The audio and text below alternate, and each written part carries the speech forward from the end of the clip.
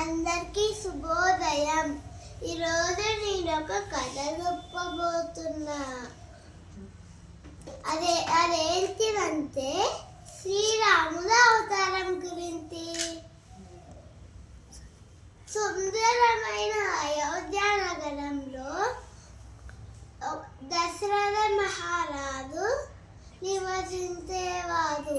ఆయన పాలనలో ప్రజలు ఆనందంగా ఉంటారు. కానీ రాజుకు ఒక బాధ ఉండేది. అదేంటిదంటే ఒక సంతానం కలగాలని. అప్పుడు రాజు తన మంత్రుల్ని పిలిచి ఒక పుత్ర కామయాగం చేపిస్తారు.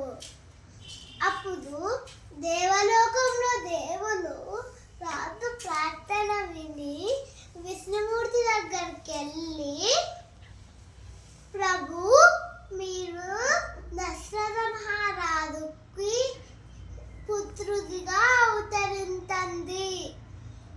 భగవాన్ విష్ణు అంగీకరిస్తారు. అప్పుడు అగ్నిలో నుంచి అగ్నిదేవుడు బయటికి వచ్చి ఒక బంగారు పాత్రలో పాయసం ఇస్తాడు. అప్పుడు అగ్నిదేవుడు ఈ పాయసం తీసుకొని మీ ముగ్గురు భార్యలుకి ఇచ్చి తినిపించమని. అప్పుడు రాజు ఆనందంతో ఆ పాయసం తీసుకొని వెళ్ళి కౌసల్యకి ఇస్తాడు.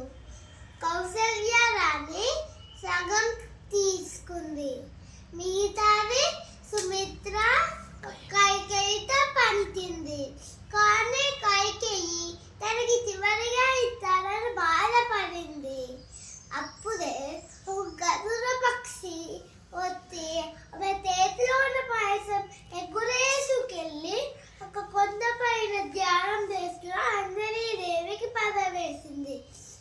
అంజనీదేవి ఆ పాయసం తిని తర్వాత హనుమాన్ అనే మహాభక్తుడికి జన్మనిచ్చింది.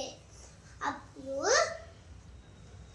కౌసల్య, సుమిత్ర కైకేయితో పంచారు. వాళ్ళు ఆనందంతో నిండిపోయారు. ఎందుకంటే వాళ్ళు తల్లి కాబోతున్నారు కాబట్టి. కొద్ది నెలల తర్వాత వారు పవిత్రమైన సంతానాన్ని పొందారు. రాముడికి కౌసల్యకి పుట్టిన అతను రాముడు, శాంతి ప్రసాదించే అతను.